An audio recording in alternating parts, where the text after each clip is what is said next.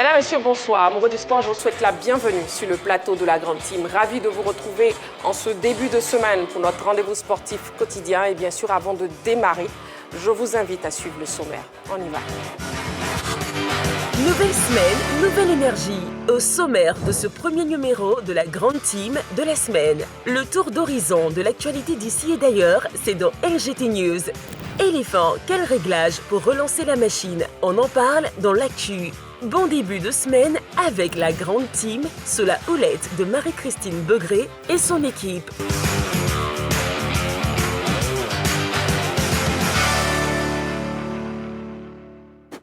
Alors, 90 minutes de direct en votre compagnie, amoureux du sport, avec la question LGT de ce soir. Éléphant, quel réglage pour relancer la machine? Les éléphants qui affronteront ce mardi le Tchad. Donc, quel réglage pour relancer la machine?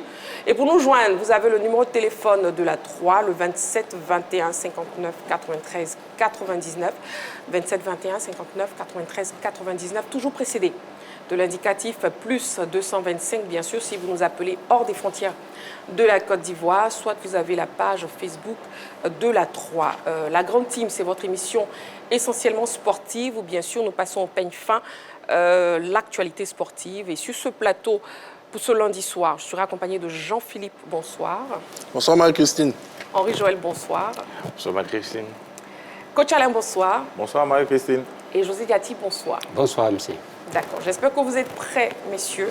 Avec, c'est reparti pour le mot d'ordre. Joël, vous connaissez. Je ne connais pas du mot d'ordre. Vous ne connaissez pas. Coach Alain, vous ne connaissez pas aussi? Si. C'est quoi le mot d'ordre? Marie-Christine. Allons, nous avons la pêche. On y va pour l'émission. Joël Dati, c'est quoi le mot d'ordre? Ah, en Afrique, on dit c'est pas de ma bouche, tu vas manger. Le propriétaire même est là. Ah. Où il est? Où est le propriétaire? Quand la tête est là, le genou ne porte pas le chapeau. Mais qui est la il est en tête? train de rire. Il sait? Henri-Joël, oui. Le mot Essentiel, d'ordre. on fera une très belle émission, Oui. une très bonne émission aussi avec beaucoup d'informations sportives, beaucoup de débriefs. Oui. Voilà, on va informer tous ceux qui nous font l'habitude de nous suivre. Donc, je pense que voilà, c'est le mot d'ordre qui est là. Est-ce que vous voyez votre voisin? Il ne croit même pas en vos dires. Il n'a jamais cru à ce que j'ai dit, donc c'est pas nouveau. Bref, bon, personne ne veut sortir la phrase magique, mais cette phrase finira par sortir avant la fin de l'émission. Question LGT de ce soir. Éléphant, quel réglage pour relancer la machine? Sachez, très chers téléspectateurs, que nous sommes là. Et nous bravons vents et marées pour vous. Et c'est un bonheur d'être avec vous chaque soir, du lundi au vendredi, en direct sur la 3, la chaîne qui vous offre 3 fois plus de sport, de 20h30 à 22h. On part avec la première rubrique de cette émission, et c'est LGT News. On y va. LGT News. Handball pour débuter les news de la semaine. Les meilleurs de la saison récompensés. Le CSTKO, situé entre Adjamé et Cocody, a abrité samedi dernier la cérémonie de remise de prix aux athlètes les plus méritants de la saison. 53 trophées au total ont été offerts aux acteurs lors de cette 5e édition des Awards du handball ivoirien. Les champions de la D1, à savoir l'Africa Sport chez les dames et le Red Star chez les femmes, ont été récompensés pour leur excellente saison. Bléoué Nicolas, Red Star, et Ebi Cablan à Moicon National Handball Club, dans la catégorie des entraîneurs, ont damé le pilon à leurs concurrents.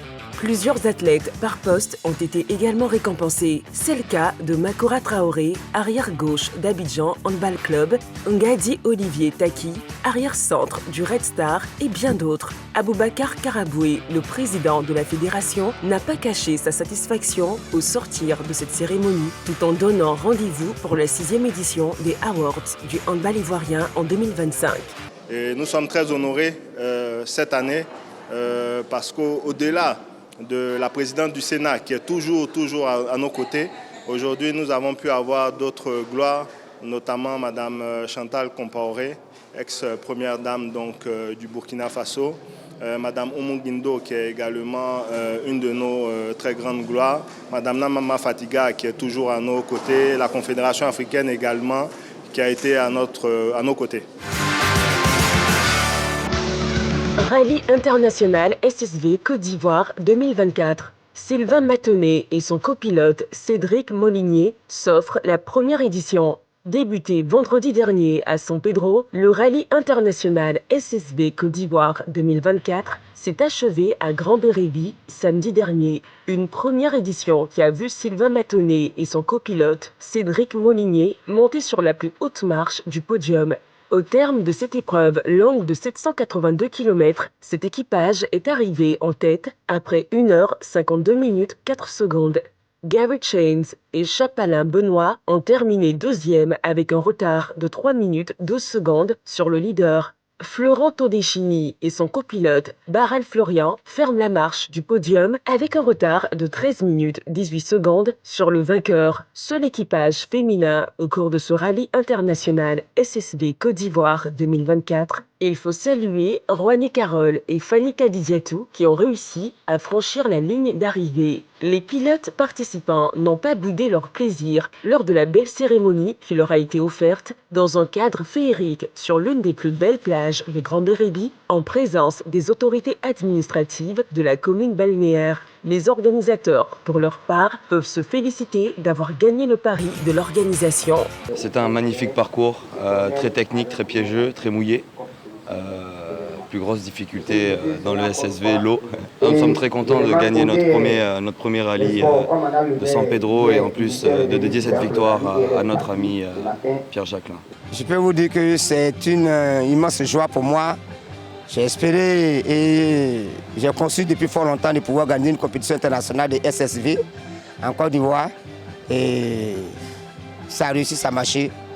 Aujourd'hui, voilà, la Côte d'Ivoire vient d'être classée parmi les pays qui puissent organiser une épreuve internationale de SSV.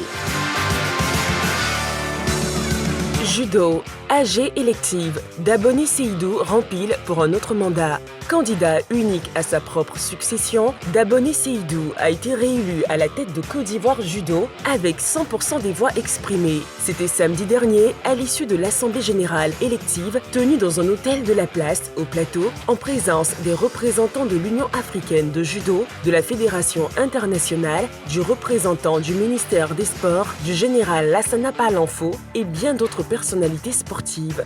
Daboni Seydou dirigera à nouveau le judo ivoirien durant les 4 prochaines années. Il faut dire que sa réélection n'est pas une surprise vu qu'il a repositionné cette discipline sportive au niveau international. En effet, sous la gouvernance de Daboni, le nombre de licenciés a augmenté de 40%. 6 hectares ont été acquis à Aboisseau pour la construction d'un centre d'études et de sport, notamment le judo. À cela, il faut ajouter le pôle de développement de judo féminin d'Abidjan Nord, qui est en train de sortir de terre au lycée jeune fille de Yopougon. Ouvrons le chapitre football à présent. Éliminatoire CHAN 2024, amical, Côte d'Ivoire-Maroc, dos à dos. Les éléphants locaux sont rentrés véritablement dans la phase active de la préparation du championnat d'Afrique des Nations 2024. Hier dimanche, les poulains de Oundri Kofi Romaric se sont frottés à leurs homologues marocains dans le cadre d'un match international amical au stade municipal de Bingerville. À l'issue de la rencontre, nos pachydermes et les hommes venus du royaume chérifien se sont neutralisés. 0 partout. Les éléphants locaux continuent ainsi de fournir leurs armes, puisque demain mardi, ils se retrouveront encore au stade municipal de Bingerville pour la deuxième et dernière rencontre amicale, toujours face à l'équipe locale marocaine. Rappelons que pour le deuxième tour des qualifications pour le CHAN 2024, les éléphants locaux seront face au Burkina Faso. Cameroun, les clubs demandent à Eto'o de briguer un second mandat. Les clubs camerounais étaient en assemblée générale élective samedi dernier. Occasion pour eux d'encourager Samuel Eto'o fils à se porter candidat à sa propre succession, tel que rapporté par afriquefoot.com. Conformément au statut de la FECAFOOT autorisant le président à exécuter jusqu'à 3 mandats minimum, consécutifs ou pas, la légende du football camerounais est éligible pour le prochain scrutin. Les délégués souhaitent donc voir Eto'o déposer sa candidature pour l'élection de 2025, c'est-à-dire à 1 an du terme de son mandat courant. Candidat déjà déclaré pour l'accession au comité exécutif de la CAF, l'ancien joueur du Barça avait été porté à la tête de la FECAFOOT en décembre 2021. Acceptera-t-il l'appel des clubs pour se présenter à nouveau à la prochaine élection de la FECAFOOT? Portugal, 910 buts pour Cristiano Ronaldo. Cristiano vient d'atteindre la barre de 1000 buts en carrière. Il compte désormais 910 buts. Vendredi dernier, lors de Ligue des Nations, CR7 a pris une part active à la victoire du Portugal 5-1. Sergio Ramos, 131, Iker Casillas, 121 et Lionel Messi, 119.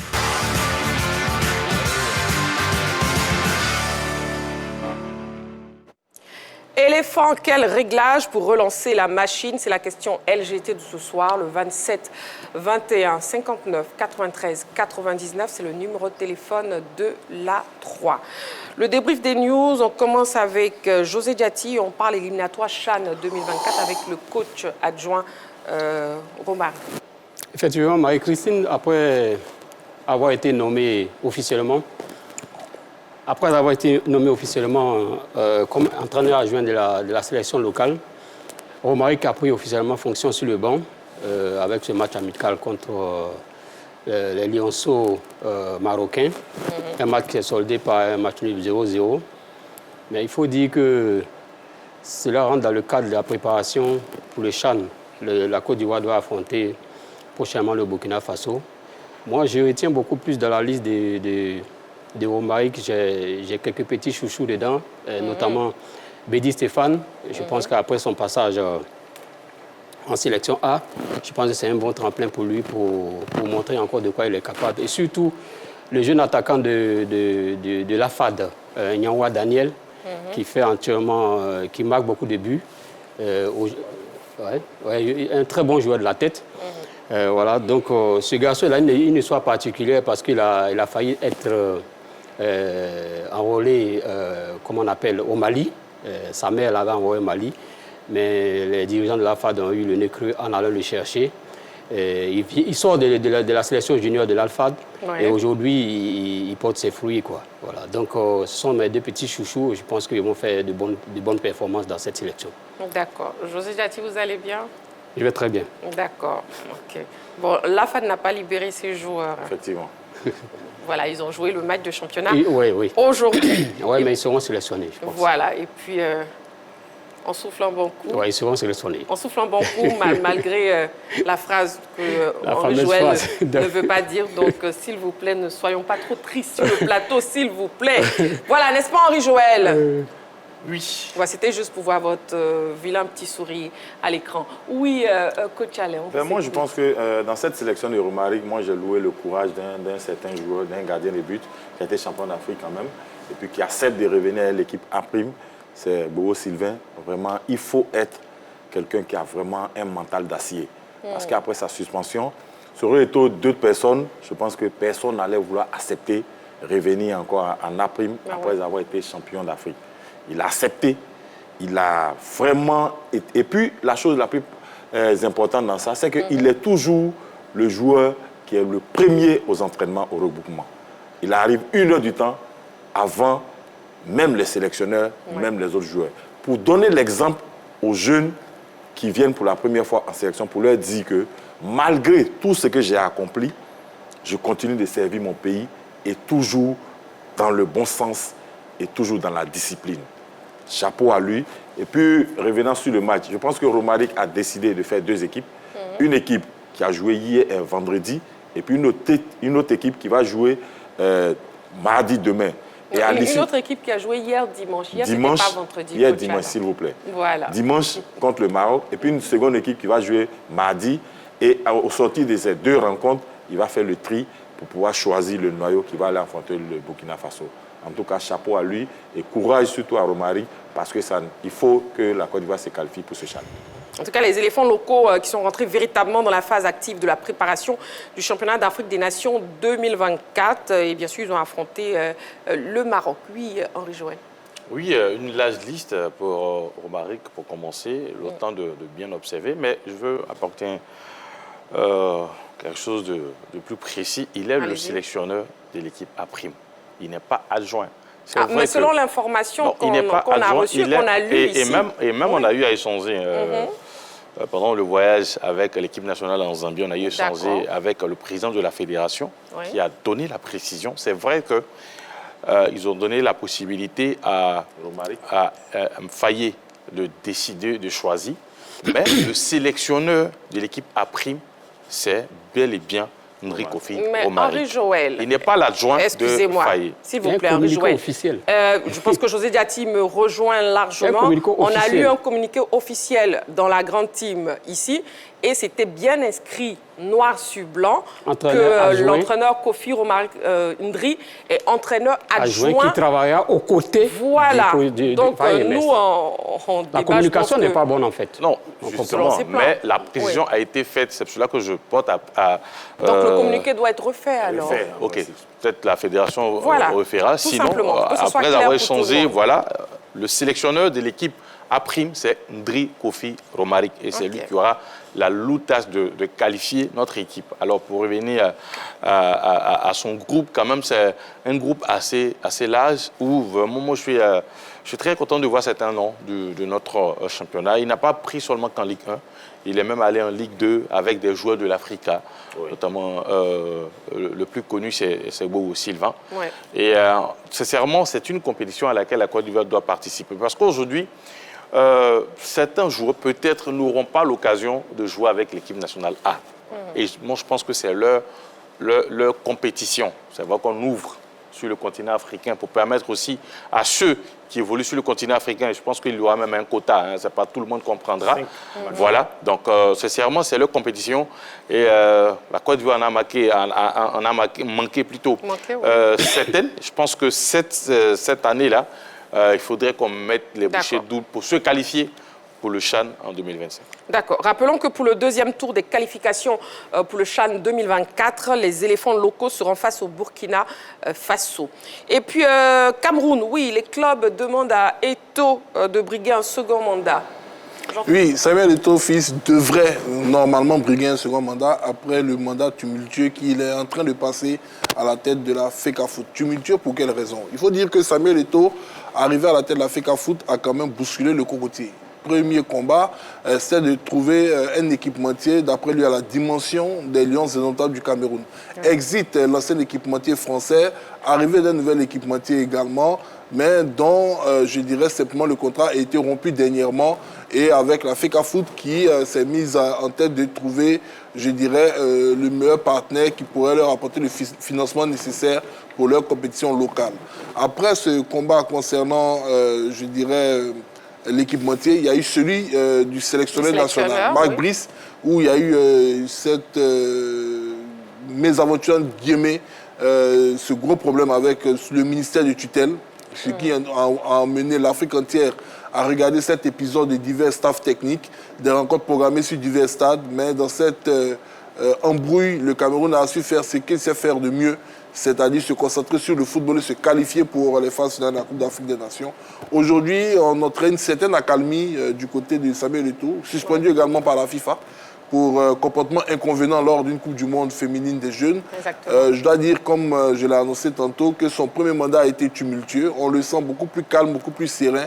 Peut-être que Samuel Eto'o est en train de prendre conscience réellement de la nouvelle tenue qu'il a à bord. On le connaissait footballeur comme étant un homme qui n'a pas sa langue dans sa poche. Oui. Et en tant que président, on lui demande souvent de faire preuve de beaucoup plus de mesures dans son attitude, dans ses actes et dans ses paroles. Et on le sent beaucoup plus calme ces derniers temps. Il y a eu la réconciliation avec le ministre des Sports et maintenant les clubs qui lui demandent de briguer un second mandat. La grosse question serait de savoir ce second mandat sera fait sur quel ordre. Le premier a consisté à essayer de remettre en scène les clubs locaux avec, je dirais, des résultats mitigés. Ce second mandat va consister en quoi? Quel serait le nouveau projet de Samuel Eto'o pour le football camerounais? Très bien. En tout cas, Samuel Eto'o qui a mis un peu d'eau dans son Nyamankoudji.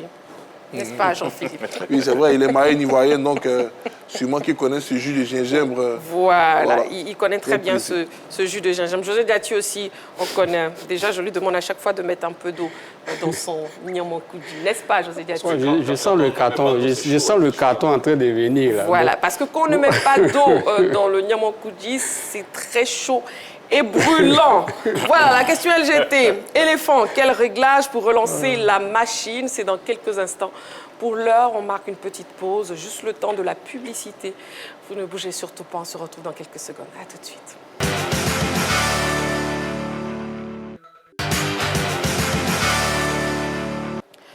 De retour sur le plateau de la Grande Team et nous passons au focus de ce soir.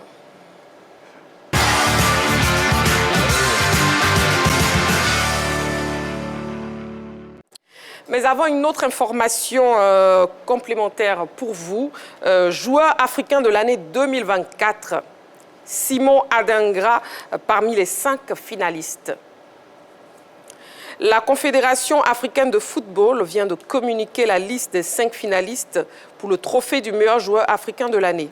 Simon Adingra figure dans cette liste. Il est d'ailleurs le seul Ivoirien en concurrence avec le Guinéen Seydou Guirassy, le Marocain Achraf Hakimi, le Nigérien Ademola Lookman et le Sud-Africain Rowan Williams.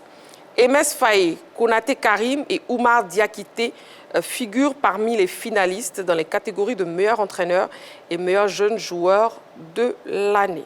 Voilà, joueur africain de l'année 2024, Simon Adingra parmi les 5 finalistes. Allez, pour le focus de ce soir, à 58 ans, personne n'aurait parié le revoir sur le ring, mais il a relevé le défi dans un combat mi-pro, mi-exhibition, disputé vendredi dernier. Vous l'aurez sans doute imaginé. Il s'agit donc de Mike Tyson dans notre rubrique. Mais déjà, regardons ensemble les moments forts de ce combat. Tyson, Jake Paul. Voilà, alors messieurs, sur le plateau, est-ce que vous aurez imaginé Mike Tyson à nouveau sur le ring à 58 ans? José Diaty. Non, pas du tout, mais pour qui connaît le peuple américain, bon, ça c'est vraiment un combat typique américain et c'est vraiment un show à l'américaine.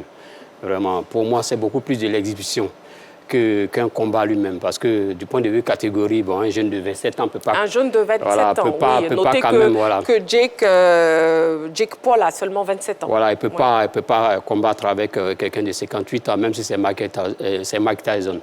Et lui-même, il a dit, arrivé un moment dans le combat, il n'a pas voulu faire mal au champion, qui est Mike Tyson. Ouais. Mais moi, je connais bien ce peuple-là, pour l'avoir pratiqué. Bon, c'est vraiment un choix à l'américaine. C'est vraiment un choix à l'américaine. C'est surtout le pouvoir de l'argent qui prend le dessus. Ah, d'accord. OK. Voilà, on appelle les gens, écoutez, venez, on va faire un show.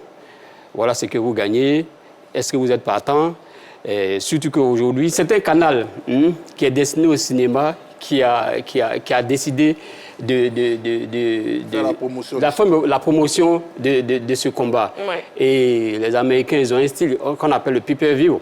C'est-à-dire, il y a des séquences où le téléspectateur peut payer pour regarder le combat. Mais ce qui n'a pas été le cas ici. Ici, c'était destiné aux abonnés uniquement. Je crois que c'est autour de $7 le mois. Ouais. Donc ça s'est fait dans un souci puisque le canal qui a diffusé ce combat entend aussi se projeter sur des diffusions d'autres combats. Donc c'est de la publicité, c'est de l'argent gagné. Et Mike Tyson est l'élément indiqué pour venir booster ça dans un premier temps. Sinon, bon, pour moi, c'est de l'exhibition. Voilà. D'accord, OK. Il a reçu, selon certaines informations, chacun d'eux a reçu peut-être $40 millions. C'est ce qui ressort des informations. Donc, chacun a pris son argent et puis, bon, la vie continue. Bon, voilà. D'accord. Donc, pour vous, c'est surtout de l'exhibition et à caractère financier, une raison financière. Financière, voilà. Justement, paraît-il que Mike Tyson serait ruiné. Est-ce vrai? Bon, déjà, les $40 000, Jean-Philippe, 40 oui. millions? 40 millions de dollars. 40 millions de dollars, oui. Écoutez, ça fait quoi? Ça fait plus de 24 milliards de francs CFA. 24 milliards de francs CFA ouais, par personne. Ça le relance parce que Mike Tyson, au firmament de sa carrière, pesait près de 300 millions de dollars, selon les chiffres. Et ensuite, il y a eu son procès pour viol, il y a eu la prison, il y a eu la décadence, il y a eu également les dépenses somptuaires, il y a eu les détournements de fonds de la part de ses conseillers financiers. Il a touché le fonds, endetté à hauteur de 23 millions de dollars. Aujourd'hui, avec cette cagnotte-là, il sort de la zone rouge et il se retrouve dans la zone verte. C'est une très bonne chose pour lui. Moi, j'estime simplement que sur le combat en lui-même, il n'y a rien de glorieux pour un jeune homme de 27 ans de combattre un papy de 58 ans. De 58 ans. Voilà, comme l'a si bien dit Roger Diati, il n'y a qu'aux États-Unis qu'on puisse voir ça parce que vous savez pourquoi ce combat est une exhibition? Tout simplement parce que les autorités fédérales américaines n'ont sûrement pas délivré de licence à Mike Tyson pour son âge, pour qu'il puisse combattre pour une ceinture ou pour une ligue reconnue de boxe au niveau des États-Unis. Donc c'est bien. Je pense que même dans les coups, on a vu qu'il y avait beaucoup de retenues. Et on va avoir peut-être ce genre de remake. On parlait d'un remake entre Tyson et Evander Holyfield. Bon, ça pourrait être plus intéressant parce que c'est pratiquement la même tranche d'âge. Et donc, voilà, mais combattre un jeune homme de 27 ans... Voilà, peut-être que j'aurais aimé voir Jack Paul contre Ngannou, ce que ça aurait donné. Puisqu'il veut combattre un boxeur. Mais bon, ça sera peut-être chose possible. Ce sont les États-Unis, c'est la mentalité américaine, c'est... voilà, c'est-à-dire c'est le pays des excès, quoi. Comme on les appelle, de tous les super-héros du monde. Spider-Man dans les rues de New York, Superman, bon, à part les États-Unis, ils ne peuvent pas se déplacer sur d'autres continents, dans d'autres pays. Donc je suis pas étonné de voir Tyson dans ce genre d'exhibition. Et le boxeur qui a laissé un message à l'issue de ce combat, on regarde le message qui s'affiche maintenant. Le message de Mike Tyson. Allez, parfois dans la vie, on perd, mais on gagne quand même. C'était l'un de ces moments. Je ne regrette pas d'être monté sur le ring pour la dernière fois. Je suis revenu d'entre les morts en juin. J'ai eu 8 transfusions sanguines. J'ai perdu la moitié de mon sang. J'ai perdu 11 kilos, mais j'ai quand même gagné la bataille pour la vie. J'ai 58 ans, j'ai survécu à 8 rounds contre un combattant de la moitié de mon âge. C'est ainsi que mes enfants me voyaient. C'est le point culminant d'un homme qu'un homme peut atteindre. Merci à tous. Voilà, Henri Joël, l'impression justement sur les mots de Mike Tyson. Alors, je prends la première phrase, dans la vie on perd, mais on gagne quand même. Il a perdu le combat, il a gagné beaucoup d'argent. Il a gagné beaucoup d'argent, oui, il a gagné des milliards. En même temps, je me dis, est-ce que ça valait la peine? C'est vrai que oui, c'est pour le show, c'est pour l'ambiance, c'est pour le fun, tout et tout. Mais quand même, il y a sa promotion. Hein. On pouvait organiser un combat, une sorte d'exhibition comme cela avec Evander Holyfield, quelqu'un d'autre de son âge. Mais pourquoi un jeune homme aussi peut-être connu qu'il soit, aussi youtubeur, aussi suivi qu'il soit, je pense que ce n'était pas valorisant pour le boxeur qui a été Mike Tyson. Il dit Michael Tyson, mais c'est pas lui. Mike Tyson. Pour moi, j'ai eu mal de voir celui quand même qui a bercé l'enfance de toute une génération monter sur le ring et se fait taper par un jeune de 27 ans. Voilà, pour moi, ça désacralisé un peu le mythe qu'il est. Voilà. On aurait peut-être eu un autre combat, un autre combattant de l'âge de Mike Tyson. Vous avez quoi avec Michael? Vous pensez à Michael Jordan? Oui, Jordan. Vous êtes trop dans le basket, Henri Joël. Oui. Attendez, vous avez terminé, Henri Joël? Oui, bon, vous avez terminé. En fait, c'est ce que je voulais expliquer. En fait, c'est deux mondes différents. Les États-Unis et le reste du monde, c'est deux mondes différents. C'est-à-dire, ce sont des personnes, à la limite, qui se disent que la Terre se résume à eux seuls. C'est-à-dire qu'ils ne savent même pas, certaines personnes ne savent même pas que certains pays existent. Donc, ce sont des personnes qui vivent dans leur bulle et Henri Joël l'a dit, c'est choquant pour nous. Par contre, chez eux, c'est quelque chose de valorisant. Voilà. C'est quelque chose de valorisant. Ce genre de combat ne peut choquer même en Europe. C'est-à-dire que ça n'aurait même pas eu lieu même. Ce combat-là n'aurait pas eu lieu. Par contre, les Américains, ils font tout à part. Ils ont leurs particularités. Si vous voyez, dans les unités de mesure, dans les unités, tout est différent chez eux. Exactement. Il pouvait se faire mal. Hein. Il pouvait sortir là avec des séquelles. Non, je pense que Jake a été briefé. Il a même dit dans son discours avant combat qu'il aurait pu faire mal au champion. Mais il y a des coups quand même qui D'accord, bon, pour terminer avec ce débat, s'il vous plaît. Coach Alangou, je vous entends, s'il vous plaît. Je pense que dans la déclaration de Mike Tyson, dans le dernier paragraphe, oui. je pense que où il a parlé des enfants, pour moi, c'est quand même choquant. Parce que un père de 58 ans, les enfants sont là et puis ils regardent leur père de 58 ans s'est fait tabasser par un jeune de 27 ans. Quelque part, c'est... Peut-être nous, en Afrique, on n'allait jamais digérer cela. Même dans le monde entier, en Europe, dans d'autres continents, personne n'allait digérer cela. José Diati dit c'est normal aux États-Unis. Parce que vraiment, quand je regarde, il dit, j'ai 58 ans, j'ai survécu à 8 rounds contre un combattant de la moitié de mon âge. C'est ainsi que mes enfants me voyaient. Mais c'est normal. On voit notre grand-père ou bien notre père en train de se battre contre qui? Contre nous. Pourquoi? Parce qu'il a été ruiné. Bon. On aurait pu envoyer Jean-Philippe avec... Peut-être que si c'était, comme il a dit, si ce jeune-là se battait contre Ganou... Jean-Philippe, ne dites pas un mot, s'il vous plaît. Je vais m'occuper de ce monsieur plus tard. Dans son message, il a dit « Je ne regrette pas d'être monté sur le ring pour la dernière fois ». La dernière fois, c'est-à-dire le fait d'avoir combattu Jake, ou la dernière fois, le fait qu'il ne va plus remonter sur un ring encore. Je pense qu'il ne va plus remonter sur un ring. Parce D'accord. Vous connaissez la part du gain? Oui, c'est là. Je suis d'accord avec Jean-Philippe. Très bien, messieurs. On termine donc avec le focus de ce soir. C'était donc le combat de Mike Tyson, 58 ans, face à Jake Paul, 27 ans. Voilà, c'était donc le focus de ce soir. On marque une petite pause, messieurs, surtout pour vous permettre de souffler, voilà, de bien passer à ce sujet Mike Tyson et Jake Paul. Et on revient tout à l'heure sur le plateau. Ne bougez surtout pas. Très chers téléspectateurs, à tout de suite.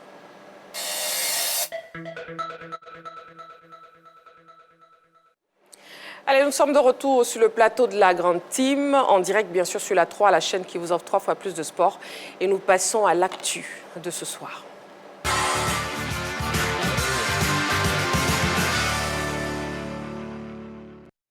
Le téléphone est donc ouvert. Le numéro, c'est le 27 21 59 93 99. 27 21 59 93 99. Nous sommes en direct. Et vous pouvez à présent nous appeler pour participer, bien sûr, à l'émission avec la question LGT. Éléphant, quel réglage pour relancer la machine?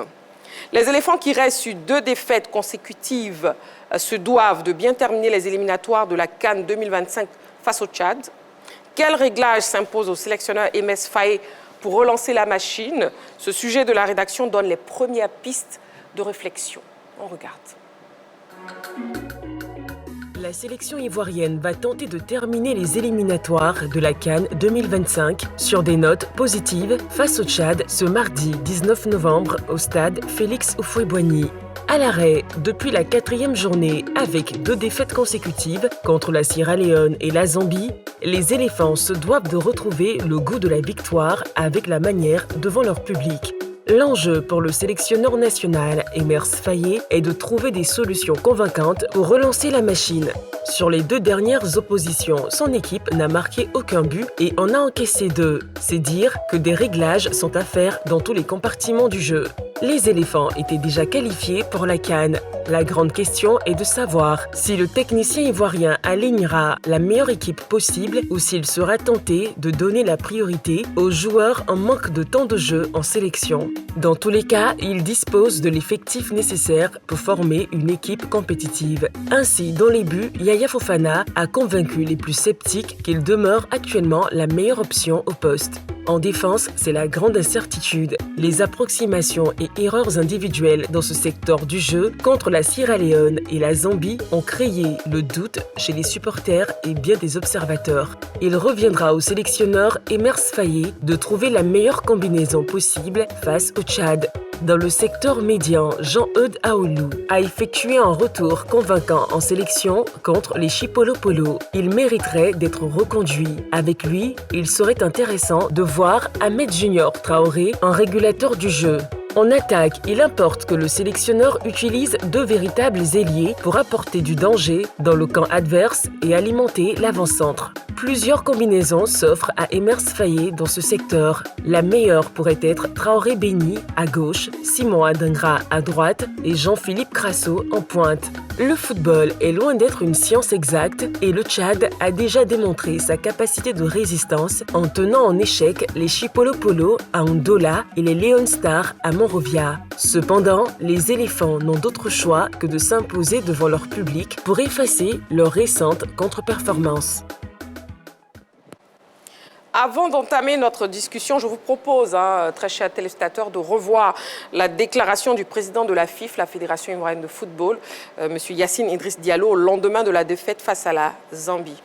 Allez, chers toutes et tous, il va sans dire que le résultat obtenu ce jour par nos éléphants est très loin de vos légitimes attentes. En effet, cette opposition était placée sous un double objectif, laver l'affront subi en juin 2023 dans ce même stade de Ndola devant cette même équipe de la Zambie.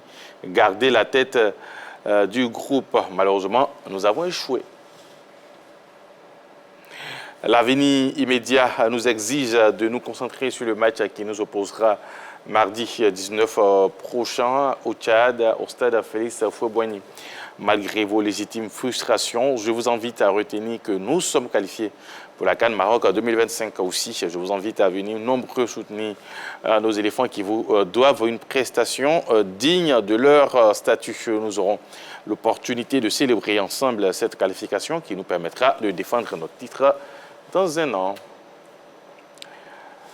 Une fois cette rencontre terminée, nous ferons en interne un bilan sans complaisance avec les joueurs, le staff technique et administratif afin de corriger les dysfonctionnements et manquements d'une part et de préparer de façon optimale les prochaines échéances que sont les éliminatoires de la Coupe du Monde 2026. D'autre part, félicitations et remerciements à tous les supporters de notre équipe nationale qui sont toujours à nos côtés pour cette qualification.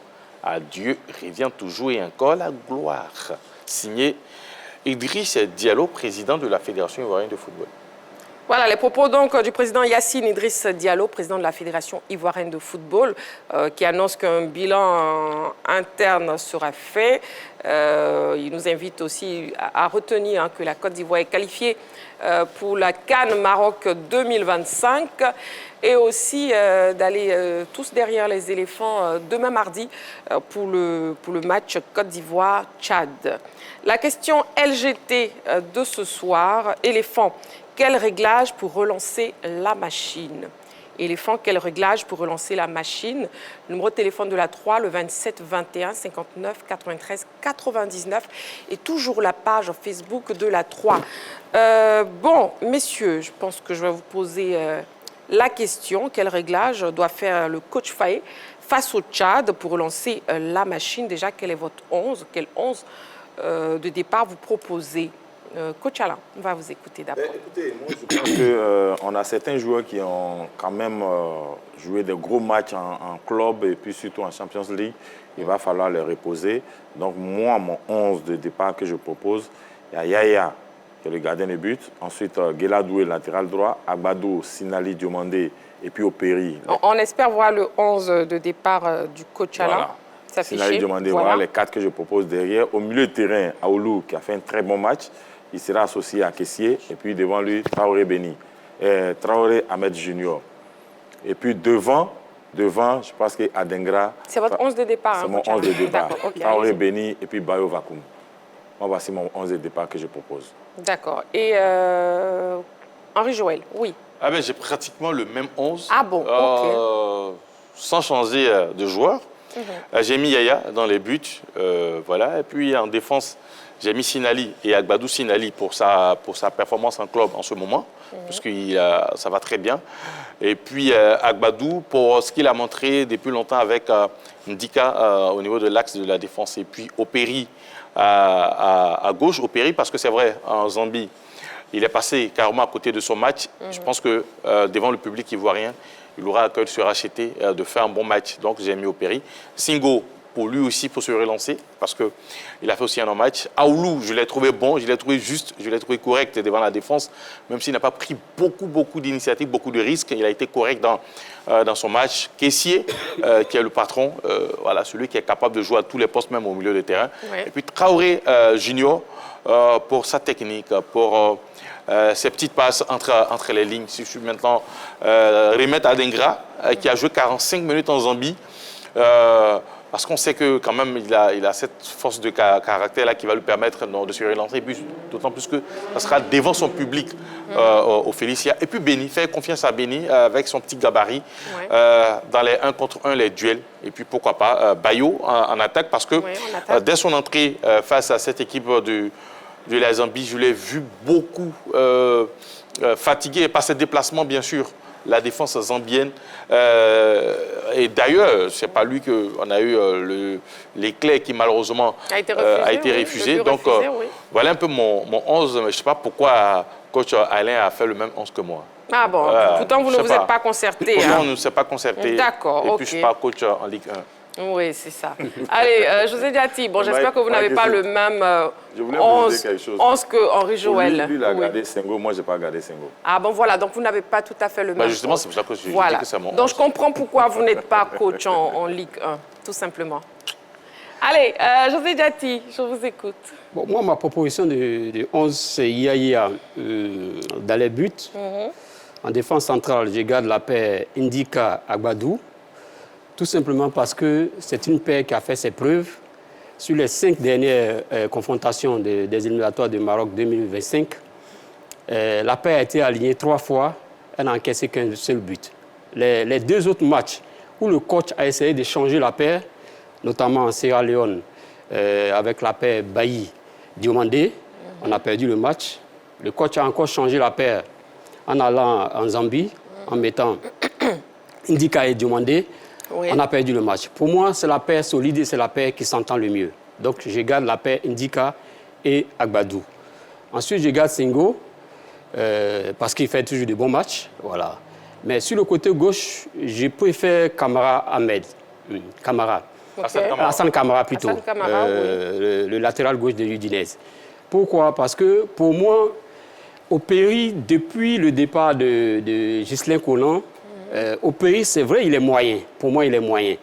Et dans ses déplacements, en phase offensive, il n'apporte pas pour moi ce qu'il doit apporter. Et défensivement aussi, il a des soucis à revenir. On a vu que les 2 buts qu'on encaisse même sont venus sur son côté. C'est vrai que le dernier but, Seko est déjà accompagné le joueur jusqu'à ça. Mais au Péry, n'a pas vraiment fait la couverture. C'est un seul but. Comment? On a mis un seul but en Zambie. C'est ce que j'ai dit. Je n'ai pas de but en Sierra Leone. Je parle de Sierra Leone et de Zambie. On a encaissé 2 buts. Voilà. Donc, allez-y, je l'ai dit. Au milieu des terrains, je garde Aoulou en sentinelle, Caissier et Seko. Seko, pourquoi? Je garde pour moi parce qu'à cause du fait que le coach fallait mettre sa tactique de jeu, c'est le 4-3-3. Ouais. Voilà. Et à part Seko, pour qu'on fasse un 4-3-3 de bonne facture, il faut naturellement, c'est vrai pour moi, c'est un milieu de terrain qui est moyen parce qu'on n'a pas effectivement un milieu de terrain qui fait box-to-box à la box-to-box, c'est-à-dire celui qui est capable d'aller et venir en phase offensive, de partir en attaque et en phase défensive de revenir. Seko joue ce rôle, mais on voit aujourd'hui qu'il est un peu émoussé. Voilà. Okay. Il est venu à la CAN en quittant le Racing Club de l'Est. Il était en forme en 2023. Il était en forme. Donc, il est venu, il a rempli ce rôle. Pareil pour Caissier. Caissier était au Milan, après il est allé au Barça. En 2023, il était toujours en forme. Il est revenu et ça a apporté un plus à notre milieu de terrain. Aujourd'hui, on voit que ces 2 milieux de terrain, après 8 mois, 10 mois passés en Arabie Saoudite, on voit qu'il y a une baisse de régime. Okay. On voit qu'il y a une baisse de régime. Et ça se sent sur le résultat que les éléphants apportent. Ensuite, en attaque, Diakité, Adengra et Bayo.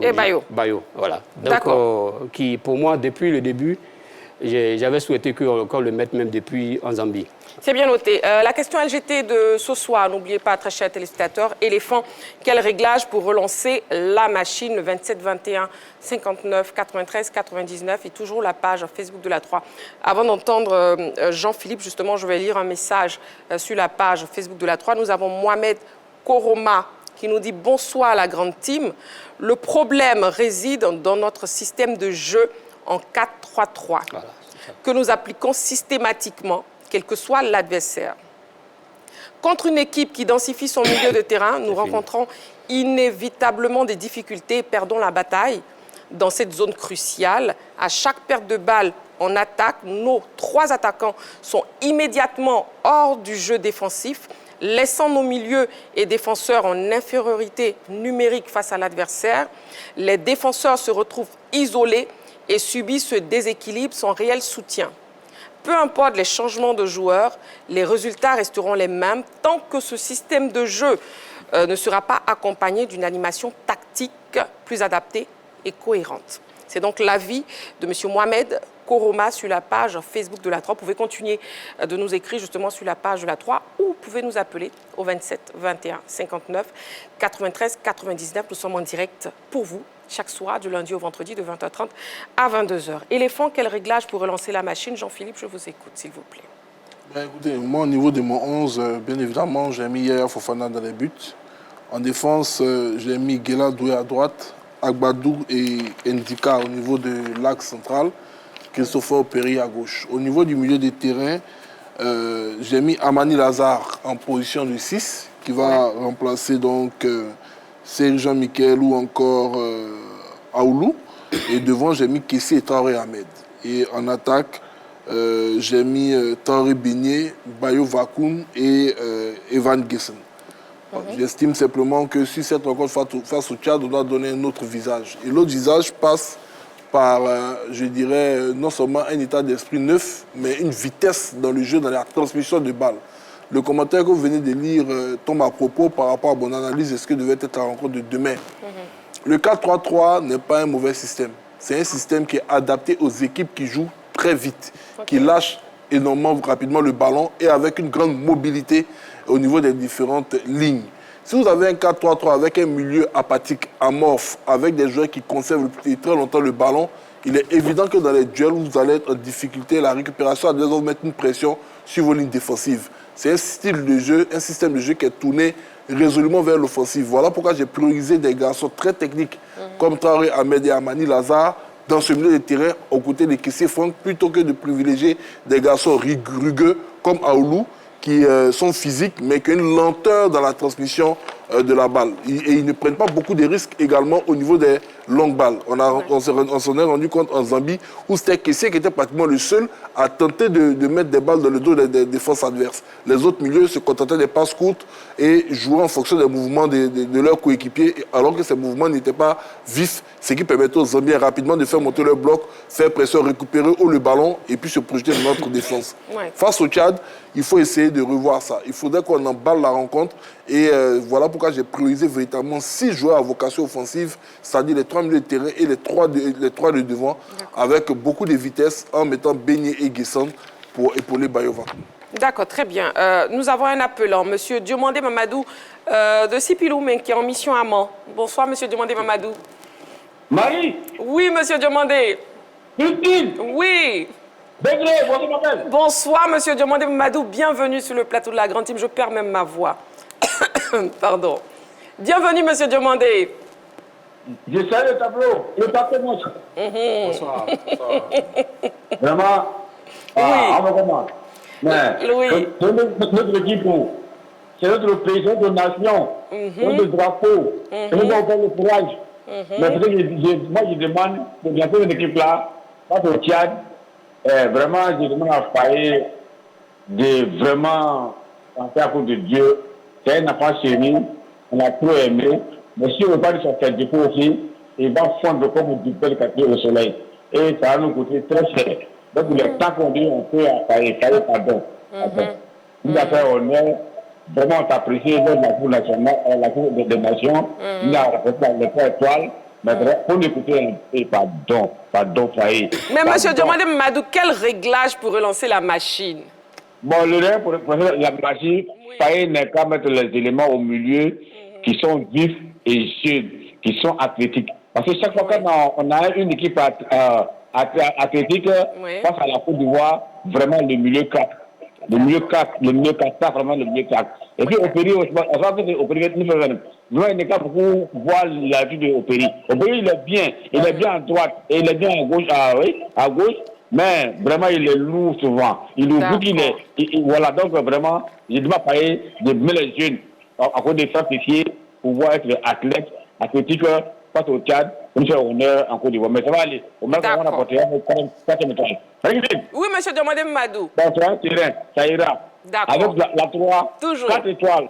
Avec Marie-Christine Bégré, on ensemble. Bonne nuit. Merci beaucoup, monsieur Diomandé Mamadou. Merci beaucoup pour votre participation à l'émission. Éléphant, quel réglage pour relancer la machine, le 27 21 59 93 99. Messieurs, s'il vous plaît, est-ce qu'on ne devrait pas permettre justement dans les buts à Yaya Fofana de se reposer pour ce dernier match? Oui, coach Alain. Non, moi je pense qu'il ne faut pas reposer Yaya. Vous savez, on vient de faire 2 défaites. On vient de faire 2 défaites de suite. Et puis aujourd'hui, mettre un autre gardien de but, ça risque de casser un peu la machine, comme on le dit. Donc pas de changement au niveau des gardiens de but. Pas de changement au niveau des gardiens de but. Vous savez, le gardien de but, il fait 70% de la stabilité d'un club. Oui. Voilà. Donc déjà, changer un gardien de but tout de suite, il y a un déséquilibre au niveau de la communication, au niveau des déplacements, au niveau de la cohésion tout de suite, il y a un déséquilibre. Si on avait pensé à un changement en cours de jeu pendant les 2 derniers matchs pour faire entrer un autre gardien, je pense que celui-là pouvait rentrer dans le bain et puis pourquoi pas avoir une autre communication vis-à-vis. Maintenant, tout à l'heure, le gars, l'intervenant a parlé... L'internaute sur la page Facebook, a parlé du jeu 4-3-3. Le 4-3-3. Oui. Vous savez, le 4-3-3, un système de jeu ne vaut sa valeur que par l'animation et par les joueurs qui l'animent. Oui. Aujourd'hui, on parle du 4-3-3. On pense que la Côte d'Ivoire ne produit pas bien son jeu en 4-3-3. La Côte d'Ivoire joue très bien son rôle en 4-3-3. Oui. La seule différence, c'est qu'au niveau des milieux de terrain, il faut que chacun ait son rôle à jouer. Le milieu de terrain, on a un qui est devant la défense, qui jouait le rôle de Seri Jean-Michel, qui est bien sûr Aoulou. Donc, quand Aoulou est devant la défense, les 2 autres milieux de terrain doivent être capables de scinder le terrain en 2. Ça veut dire que si l'autre défend côté gauche, l'autre doit venir à la limite pour l'aider à défendre. Mais on a l'impression que quand je prends d'ailleurs le but qu'on prend, la passe du défenseur qui transmet tout le milieu de terrain et qui va, le ballon passe devant Sego Fofana, qui est censé récupérer ce ballon dans cette zone. Quand il perd le ballon, il y a Aoulou qui vient l'aider. Demander à son partenaire, laisse, ça veut dire que je suis sûr de récupérer ce ballon. Je ne le récupère pas. Le ballon va sur le côté gauche. Le latéral vient défendre. Tu lui demandes encore de rester. Donc, il y a un problème de communication. On défend ensemble, on attaque ensemble. Quand le ballon arrive, pourquoi ne pas faire une tenaille à 2 pour récupérer le ballon, au lieu de penser le récupérer seul? Donc déjà, là, il y a un problème de communication. Et il y a un problème de savoir que je ne peux pas arriver, mais je peux demander à mon partenaire de venir m'aider pour qu'à 2, on puisse faire le bloc derrière l'adversaire et puis récupérer le ballon. Donc, il faut, moi je dis, Ndika, aujourd'hui, Ndika a vraiment donné tout ce qu'il pouvait donner. Ne faisons pas du joueur vraiment quelqu'un qui va avoir le poids de beaucoup de choses sur le dos. Mettons-le au repos. Nous devons remplacer Ndika. Mettons-le au repos. D'accord. Il a joué sa partition. Il a fait des grands matchs. Sinali Diomandé, qui est un bon défenseur, qui, pour moi, il peut faire une paire normale avec Agbadou. C'est 2 joueurs engagés qui savent garder leur calme, qui savent défendre quand il faut défendre. D'accord, coach. Donc pour moi, il faut reposer Ndika, qui est vraiment essoufflé. Très bien. Bon, c'est votre avis. On va avancer. On a un appelant avant de poursuivre avec vous sur le plateau. Nous avons M. Koloko Germain. Bonsoir, M. Koloko Germain. Bonsoir, maman Christine. Bienvenue sur le plateau de la Grande Team. Merci, maman. On attend nos en région, c'est quoi? Maison à Bobo, là. Nos cours communes à Bobo, là, on attend. Hein. Non, ça y est là. Ah, d'accord, ok, d'accord. Il n'y a pas de souci. La question de ce soir, éléphant, quel réglage pour relancer la machine? On vous écoute, monsieur Koloko Germain. Oui, maman, je salue d'abord tous les grands patrons qui sont sur le plateau. Oui. Bonsoir. Oui. Oui, Henri Joël. Ben, avant de terminer, je vais poser une question à Henri Joël, hein, avant de terminer. D'accord. Alors, le réglage, c'est simple. Le réglage, c'est simple. Hein. Oui. On doit reconduire les mêmes éléments, mais il faut que le président de la CAF nous explique la présence de cet oiseau-là sur l'aire de jeu. Qu'est-ce que l'oiseau est venu faire sur le terrain? D'accord. Pour le Et match puis sur le précédent, dos, c'est ça. Oui. voilà, sur le dos de l'oiseau, c'est marqué failli. Pourquoi? Ah bon? Oui, nous, on a vu ça à l'écran. Ah bon? Okay. C'est marqué failli. C'est pas normal. On n'a jamais, si c'était la Côte d'Ivoire, là, on allait charger le pays partout, l'oiseau, on a dit c'est l'oiseau d'Akradio. Mais ce oiseau est équipé où? Maintenant, ma dernière question à Henri Joël. Oui. Il a qu'à nous dire, comme on dit, un anani. Je ne peux pas. Il n'a qu'à nous dire, comme on dit, un anani. Pourquoi? Il dit, il ne peut pas. Je ne peux pas. Il ne peut pas dire ça sur le plateau, maman, c'est pas bon. Je vais appeler pour bon, nous, on ne comprend pas l'agni, donc malheureusement, on c'est mieux de ne pas comprendre. C'est mieux? Oui, oui. D'accord. Donc, il ne peut pas dire pour ça seulement, c'est mieux de ne pas comprendre. D'accord, très bien. Monsieur Koloko Germain, grand humoriste ivoirien, merci de toujours nous suivre chaque soir. Merci beaucoup. Maman. Ça fait plaisir. Un gros bisou. Voilà. Monsieur Koloko Germain, grand humoriste ivoirien hein, qui nous suit chaque soir du lundi au vendredi de 20h30 à 22h en direct sur la 3. Comment on dit en Annie? Moi, je suis dans le flou là. Il ne peut pas dire. Ah bon? Après l'émission, je vais vous expliquer. D'accord. On va donc comprendre ce 1 en Annie. Jean-Philippe pensait quelque chose. Monsieur, revenons à l'émission. Ok, d'accord. Oui. C'est son poisson guéri qui... J'y vais. Éléphant, quel réglage pour relancer la machine? Le 27, 21, 59, 93, 99. Vous êtes terrible, surtout dans cette... Donc, je terminais sur belle l'attaque. ambiance. Sur l'attaque, voilà. Sur l'attaque, je dis que... moi, je préfère, comme je l'ai dit, Traoré Béni, Adengra, qui ont vraiment une pointe de vitesse et qui défendent aussi quand l'adversaire nous accule. Et puis Bayo Vakoun qui a ses déplacements, décrochés, appel dans l'intervalle, appel dans le dos de l'adversaire, comme il a fait sur le ballon de Franck Kessié, qui malheureusement, le but a été refusé.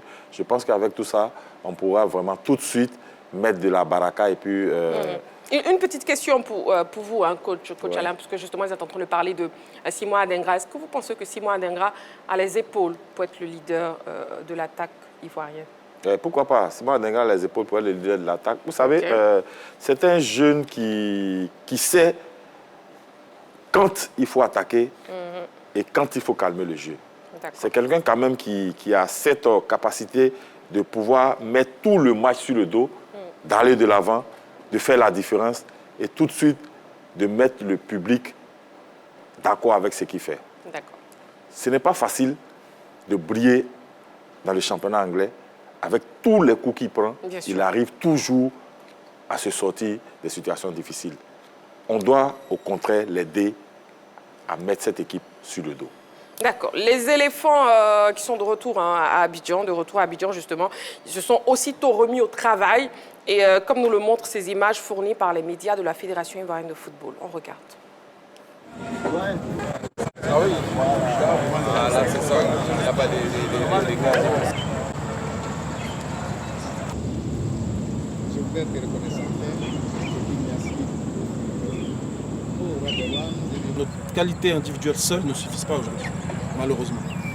De fait qu'on a un statut aujourd'hui, qui fait que toutes les équipes qui vont nous jouer, ils vont vouloir nous taper. C'est logique. Parce qu'hier, la Zambie, ils n'ont pas joué comme quand ils ont joué contre le Tchad, à domicile.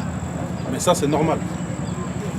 Ok, donc on va se remettre au travail, bien comme il faut, comme on l'a fait jusqu'à là, comme ce qui a fait notre force, et on va reprendre notre match. On a 2 jours pour préparer le match du Tchad. Ok, l'objectif est très très clair. On gagne.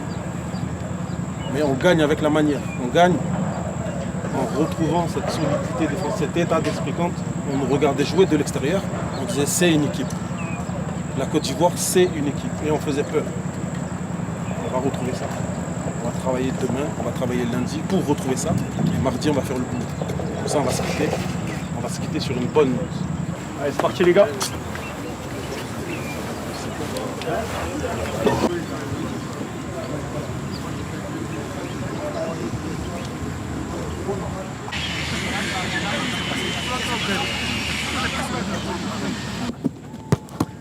Bien joué, récupère pas. Dernière Issa. Parfait, récupérez les gars. Ouais, tu défends juste. Ouais, c'est Guéla qui va. Ouais, une, deux. Avec Jérém. Allez, ça joue. Ouais, vas-y. Ok. Oh, alors. Allez, ça joue. Voilà ça. Voilà. Bien joué. Voilà, essayez de masquer la passe intérieure. Voilà. Ok, c'est pas grave, on s'adapte les gars. Voilà, très bien. C'est ça, dosage.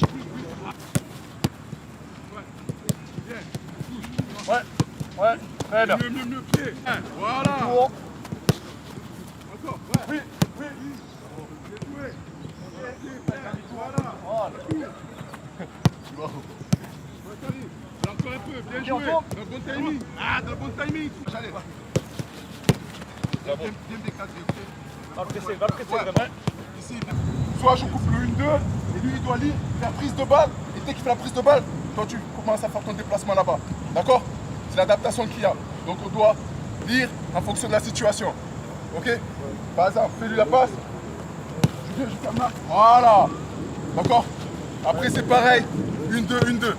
Attendez les bleus. Et ici, quand on arrive ici, pour redonner le ballon au départ, il y a le choix. Pour pouvoir lire, il sort du 1-2 là. Bien Jérémy. Soit je la demande ici comme au départ tout à l'heure. Ok? Soit il doit lire. Je viens ici, on doit ressortir. Je joue au deuxième, il me la donne. On joue là-bas et je suis. D'accord? Allez. Bien joué. Mieux. Ouais. Et c'est pareil là aussi, hein. Ok? Ah mais... Ouais, oui, il dit mieux, attention. Allez, on reprend. Allez, mieux techniquement, ouais. Mieux, dis mieux. Là, c'est récupéré. Ouais. Voilà, tac profond. Ouais, Guéla, bien choisi, ok, on se connecte. Prêt ou pas?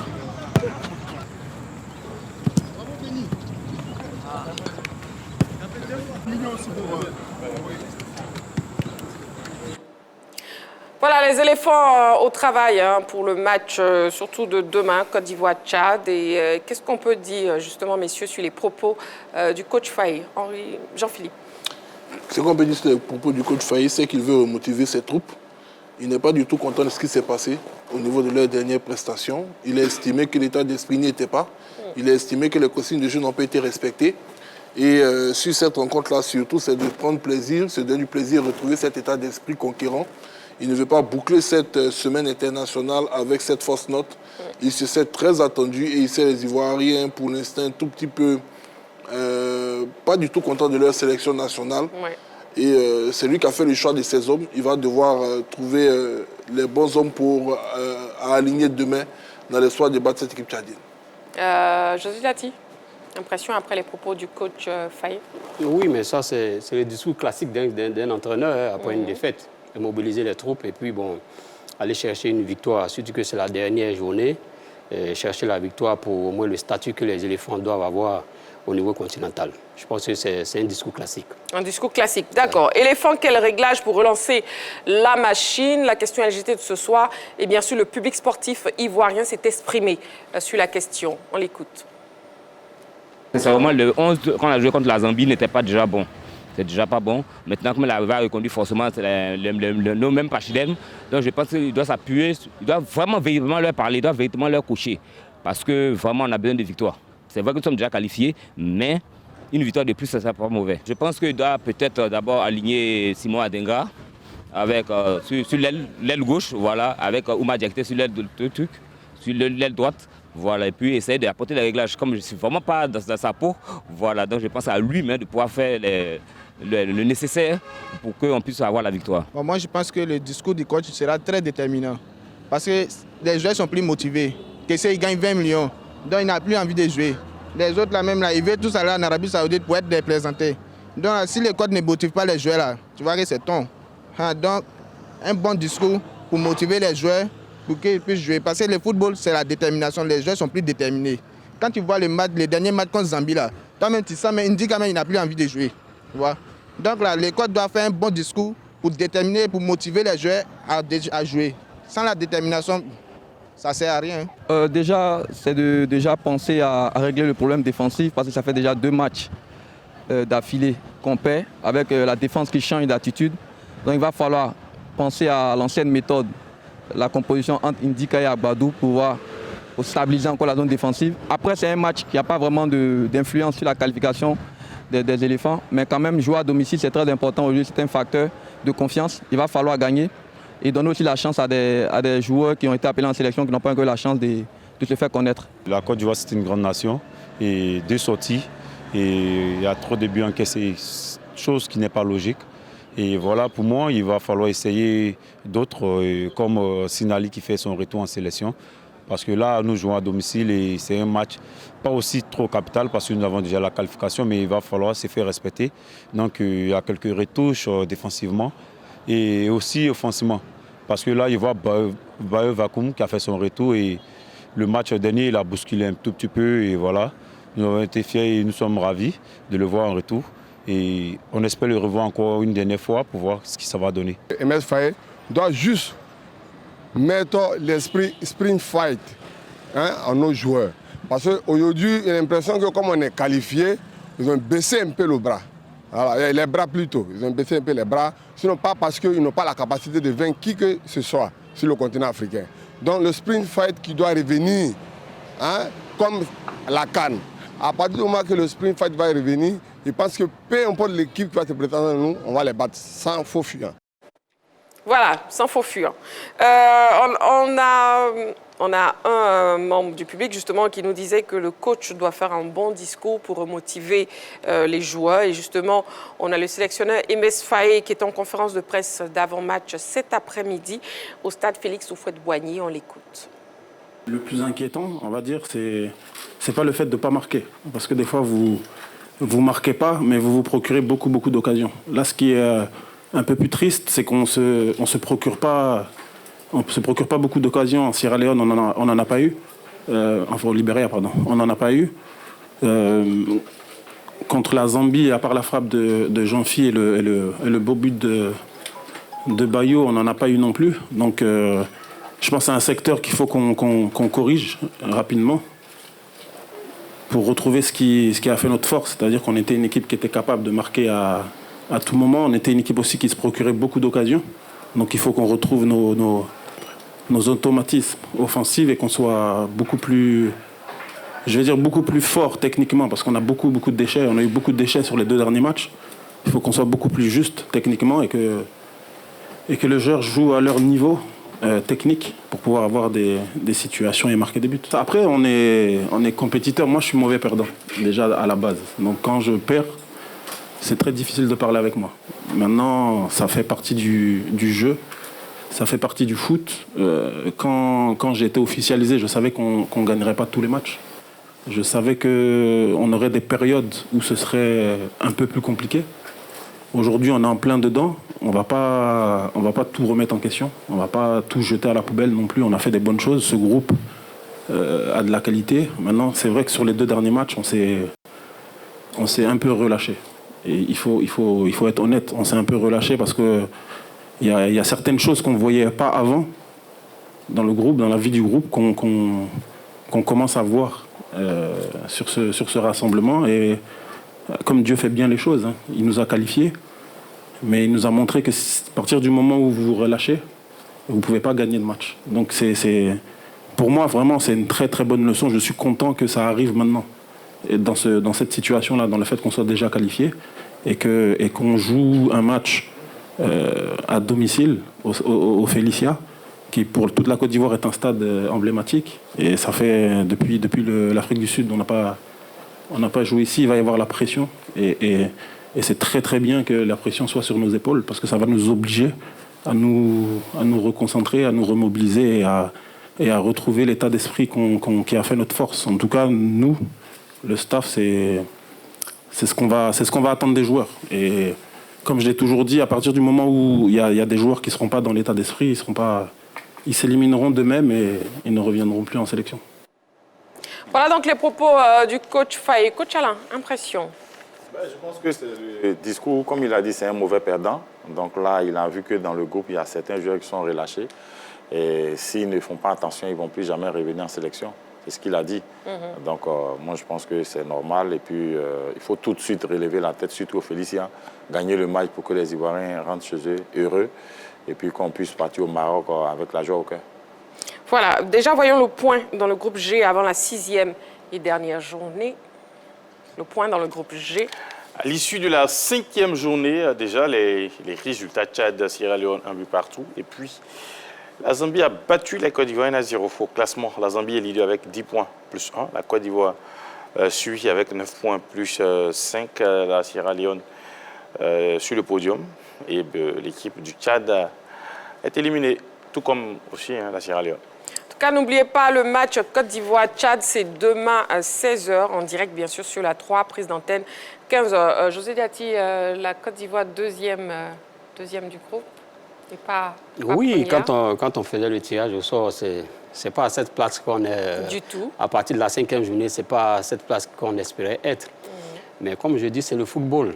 Le football, c'est-à-dire, vous avez votre statut de favori, mais les matchs, il faut bien les jouer pour les gagner. Exactement. Voilà, donc on est à notre place qu'on mérite actuellement parce que les autres équipes... Parce qu'on fait aussi... On parle toujours de la Côte d'Ivoire, on parle toujours des éléphants, mais on ne parle pas de nos adversaires.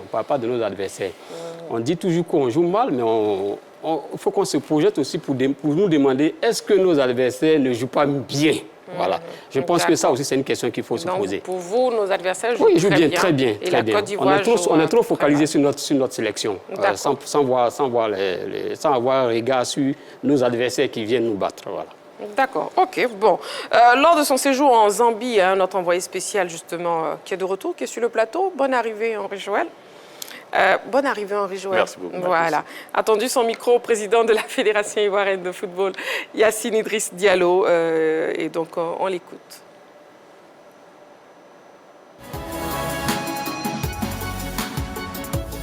Grâce à la Coupe d'Afrique des Nations, il y a eu des stades disponibles à l'intérieur du pays. Donc, on a réaffecté les équipes de Ligue 1 sur les stades de villes dont ces équipes sont originaires. C'est ainsi qu'aujourd'hui, San Pedro reçoit tous ses matchs à San Pedro. Korogo reçoit tous ses matchs à Korogo. Bouaké FC reçoit tous ses matchs à Bouaké. Et SOA a ses matchs au niveau de Yamoussoukro. Alors maintenant, au niveau d'Abidjan, il y a eu une répartition en accord avec la Ligue sur les différents stades d'Abidjan. Donc en réalité, c'est selon donc les disponibilités et selon qui reçoit ou qui va à l'extérieur que la Ligue procède à la désignation des différents stades.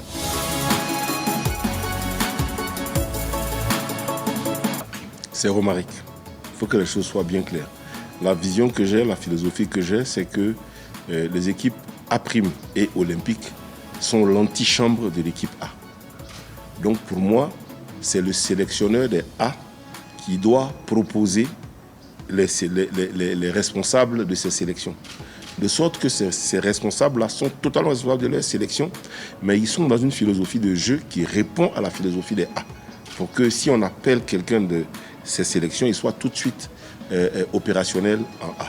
Sinon, le responsable, c'est Romaric. C'est pour ça qu'on l'appelle sélectionneur adjoint chargé des équipes. Voilà, donc c'est totalement Romaric.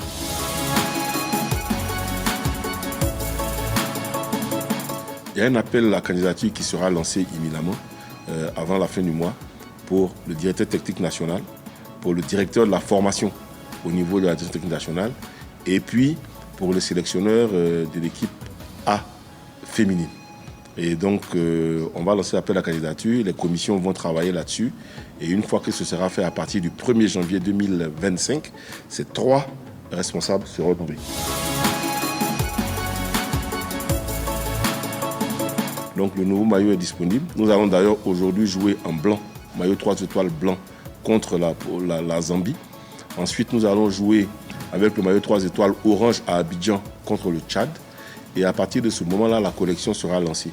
Sauf que pour des questions de fabrication et des questions d'expédition, les maillots 3 étoiles seront commercialisés par la fédération à partir de mars 2025. On va le lancer à l'occasion des éliminatoires de la Coupe du Monde. Donc on demande aux Ivoiriens d'être patients, de ne pas aller acheter, parce qu'il y a malheureusement des contrefaçons qui existent, de ne pas aller dans les contrefaçons. Les seuls endroits, c'est les endroits de vente officiels. Nous sommes champions d'Afrique, nous avons un statut. Nous sommes champions d'Afrique, nous avons une position à défendre et nous devons être leaders de notre groupe.